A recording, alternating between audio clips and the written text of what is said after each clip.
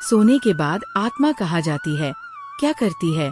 आत्मा का रहस्य। कई लोग इस सवाल का जवाब जानने के लिए इच्छुक रहते हैं। उलझने को कई सवाल हैं, जिनके जवाब मिल पाना काफी कठिन है। कई बार सोने के बाद हमारे आत्मा परमात्मा से मिलकर आ जाते हैं। इसी कड़ी में आज हम एक रहस्य पर से पर्दा उठाएंगे। आज का सवाल है कि सोने के बाद आत्मा कहाँ जाती है? सोने के बाद आत्मा घूमने के लिए जाती है। अगर कोई बांध ले आत्मा को तो क्या होगा?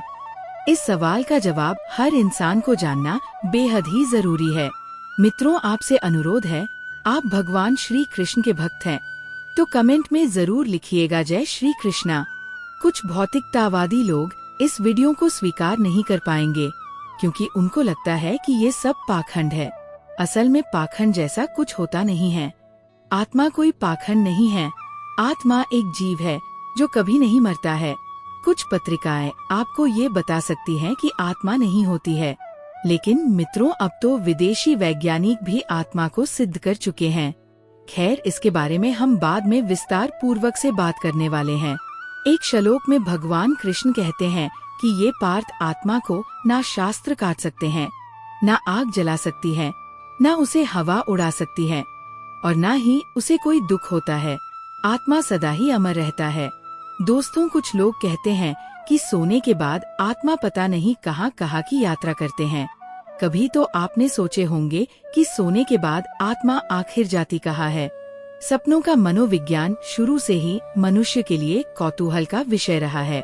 दार्शनिकों, वैज्ञानिकों और मनोचिकित्सकों ने अपने अपने ढंग से इसकी व्याख्या की है। दोस्तों, जैसा कि आप सभी को मालूम है कि जब हम सब गहरी नींद में होते हैं तो हम सब स्वप्न देखते हैं। सपना आज भी शोध का रोचक विषय बना हुआ है।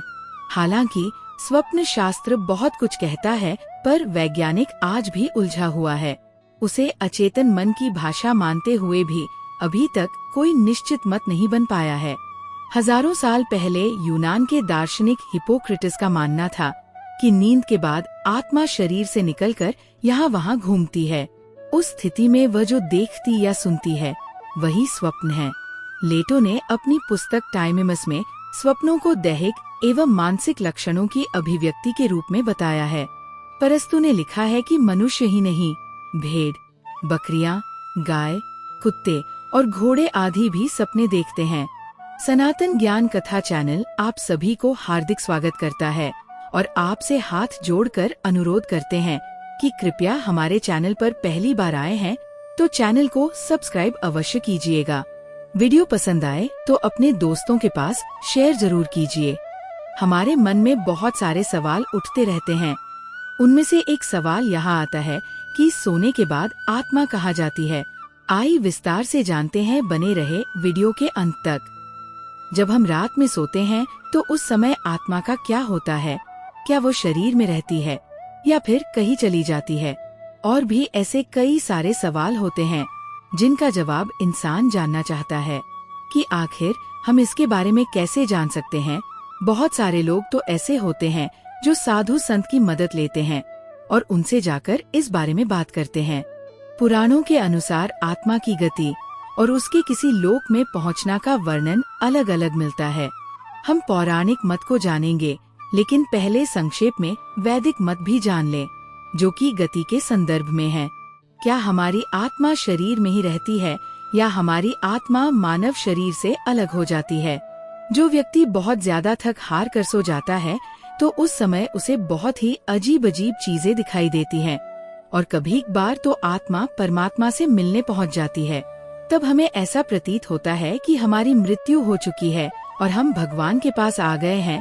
हम उन्हें साक्षात देखते हैं, जिससे हमें काफी सुकून महसूस होता है और वहाँ से आने का मन नहीं करता है, क्योंकि सोने के बाद हमारा शरीर बिल्कुल मृत की तरह हो जाता है और कई बार तो इंसान को जगाने पर भी वो नहीं जगता है, क्योंकि उस समय उसकी आत्मा बहुत दूर जा चुकी होती है, जिस वजह से इंसान काफी देर में जाग पाता है।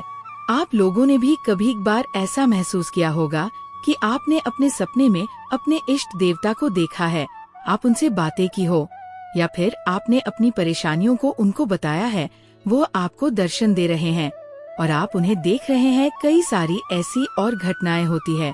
जिस दिन आप ये सपने देखते हैं, यानी कि आपकी आत्मा परमात्मा से मिलती है, उस दिन आपका तन और मन पूरी तरह से शुद्ध होता है।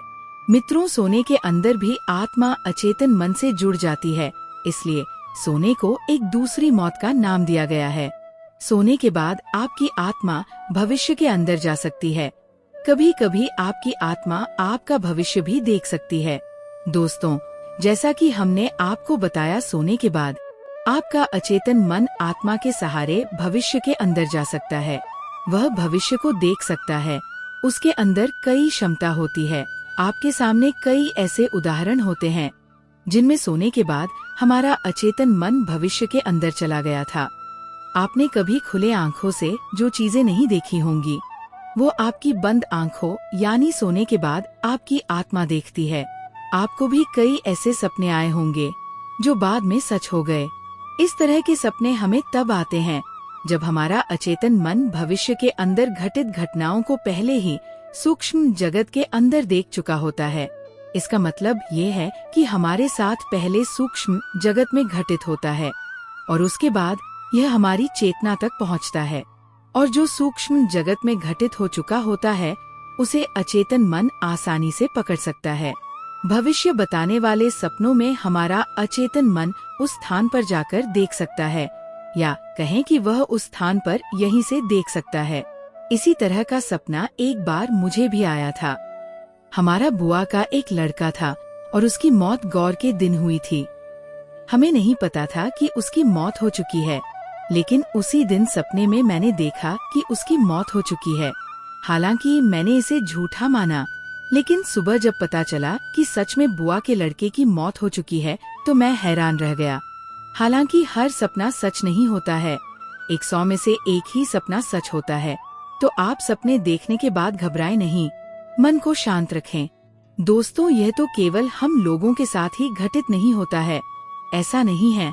आपके घर परिवार के अंदर भी कुछ ऐसे लोग हैं जिन्होंने सपनों के अंदर भविष्य देखा है। आपको बता दें कि सारा भविष्य फिक्स नहीं होता है, लेकिन कुछ चीजें भविष्य में घटित होती है। जब हम सोते हैं तो आपका सिर्फ चेतन मन ही सोता है। चेतन मन जो बाहर का मन होता है, लेकिन अंदर का मन कभी सोता नहीं है। उसे इसकी कोई जरूरत नहीं होती है। चेतन मन जब सो जाता है तो हम बाहर की चीजों को देखना और सुनना बंद कर देते हैं। कुछ लोग जो मर चुके और बाद में वापस जिंदा हुए, तो उन्होंने वो सारी बातें बताई जो उन्होंने मृत्यु पूर्व देखी थी।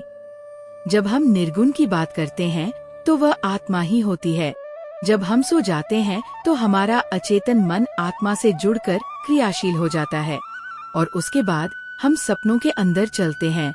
इस तरह से देखकर हमें लगता है कि सोने के बाद हमारी आत्मा कहीं और चली जाती है। खैर, आपको पता होना चाहिए कि ये नोविज्ञान से संबंधित गहन विषय है। इसका उत्तर बहुत विस्तृत है। आप इतना समझ लीजिए कि आत्मा कभी सोती नहीं है, हमेशा क्रियाशील रहती है जब तक वह शरीर में है। ऐसा कहा जाता है कि मृत्यु के पश्चात आत्मा अनंत आकाश में विलीन हो जाती है। वैसे तो इसका प्रामाणिक जवाब किसी के पास नहीं है, पर मैं अपने अनुभव और आत्मा के बारे में पढ़ने से ये जान पाया हूँ कि आत्मा मस्तिष्क में सुई की नोक के बराबर एक सफेद रंग का चमकता हुआ बिंदु है, जो शरीर में हर जगह घूमकर चेतना को बनाए रखता है। यदि आप सोच रहे हैं कि सोने के बाद आपकी आत्मा कहीं पर जाती है, तो आप गलत सोच रहे हैं। असल में आत्मा हर जगह पर उपलब्ध है, यानी हर जगह पर सुलभ है। लेकिन आपकी आत्मा कुछ कर्म के ढांचे के अंदर बंद होने की वजह से आपको ये लगता है कि आप एक अलग इकाई हैं, लेकिन ऐसा नहीं है।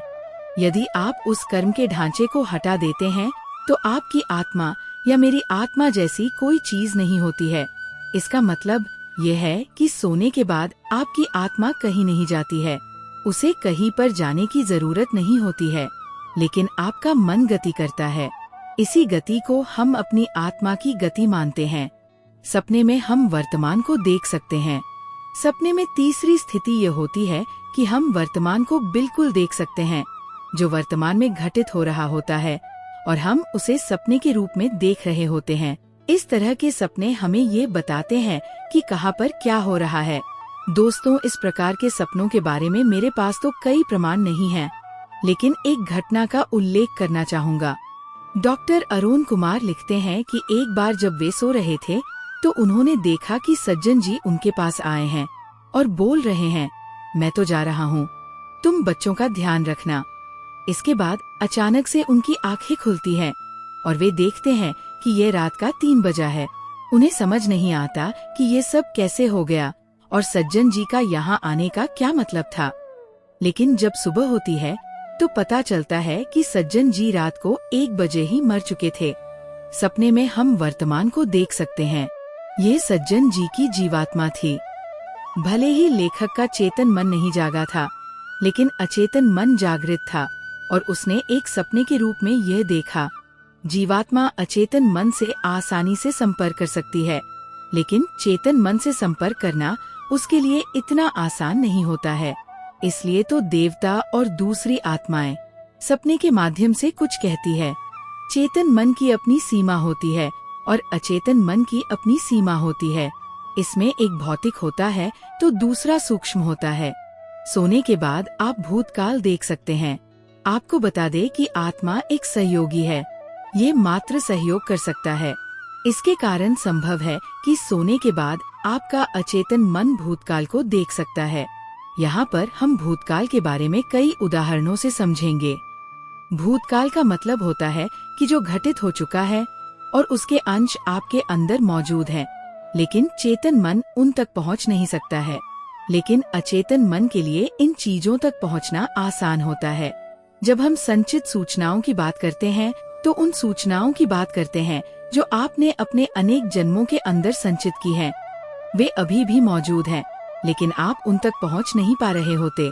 जब आप सपने के अंदर होते हैं तो आपका अचेतन मन उन सूचनाओं को आपको सपने के रूप में दिखाता है जो पहले ही हो चुका है।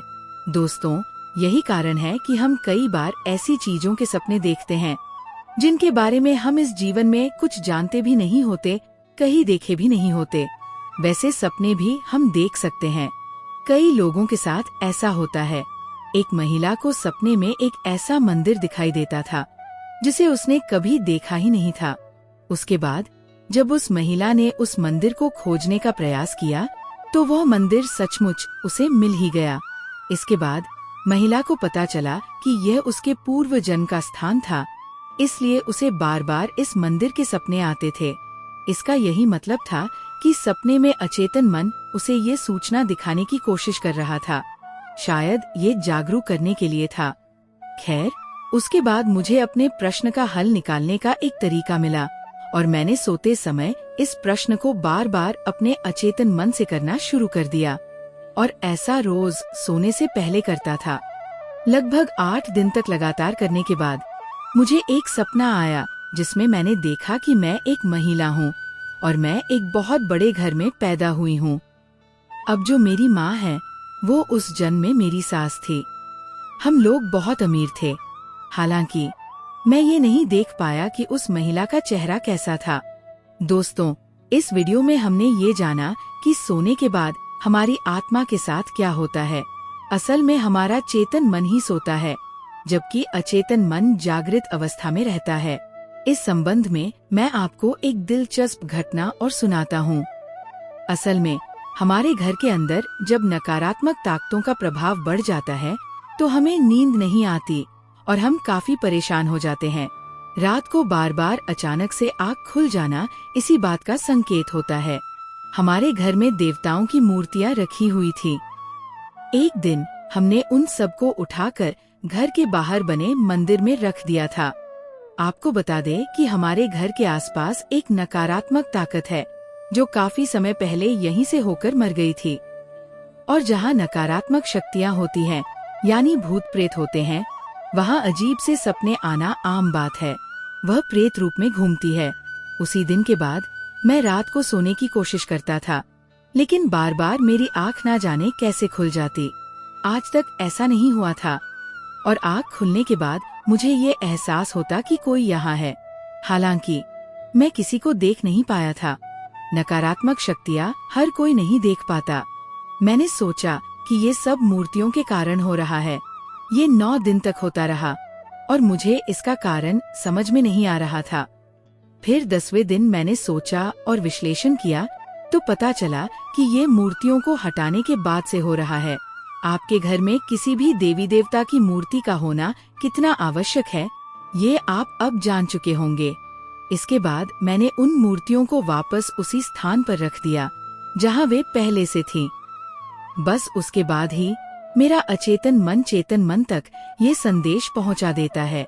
यही वजह है कि हमारी आँख अचानक से खुल जाती है। हालांकि रूटीन में ये तय होता है कि आप रोज 5 बजे उठते हैं तो आपका अचेतन मन आपको 5 बजे उठा देगा।